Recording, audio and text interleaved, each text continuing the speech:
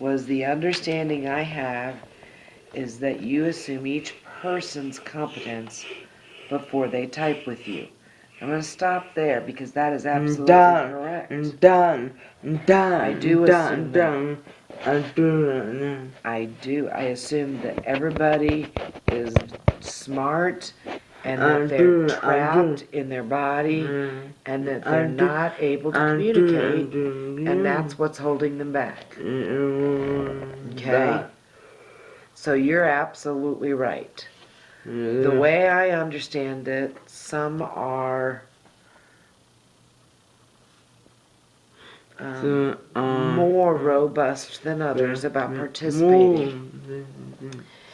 And to be honest with you, everybody that I've worked with so far, John, has initially struggled at the beginning because they're resistant.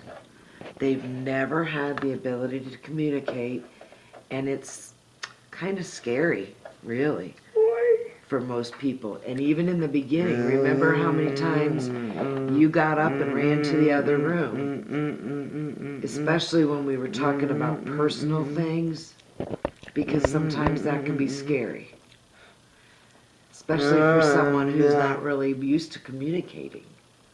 Okay? So that does make a big difference. And it depends, I think, sometimes on their level of maturity, how ready they are to communicate, how ready they are to facilitate and come out. Some kids it takes a little bit longer than others. You were pretty quick because you had a lot to say. Okay? What percentage would you say are successful? The thing about facilitated communication that you have to remember, and I have to remember, is it's not just Poorman and John. It's mom, and it's dad, and it's brothers and sisters. You have a remarkable support system.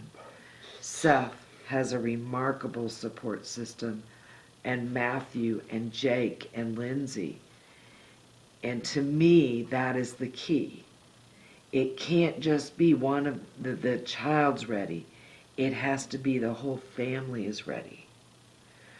Of all of the students that I've tried it on, I've tried it with probably 20 or 30 students.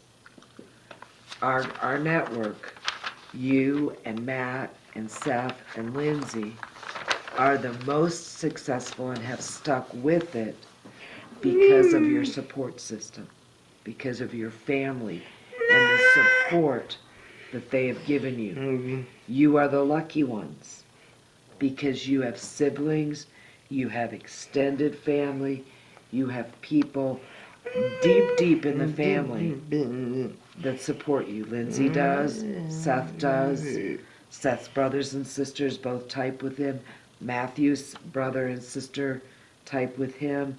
So it really, if I were to give a percent, I'd probably say 50%. But of the ones that have total family buy-in and participation, it's 100%. Okay? So that one's kind of a tough one for Poorman to answer. Under what circumstances is it best to try this? There are several things. The family has to be ready and willing to accept it. And the person typing, the person that's speaking, has to be willing to speak. Okay? And so those circumstances are the very best when they're as mature and ready as you were. However, I believe if we could reach some children that are younger, that maybe we could invest in them and they would be starting sooner. You and Seth and Matthew were a little bit older. Lindsay's a little younger, and she's doing a good job. And Jake is a little younger. I think that if we can hit the younger guys and girls, that would be the best. Unfortunately, sometimes they're not quite ready. They have to reach a point where they're willing to let the walls come down and let people inside. You were there. You were there. John was there. John was ready. and mom and dad were ready, and your brothers and sisters were ready. And because of that, the circumstances were just right. Okay?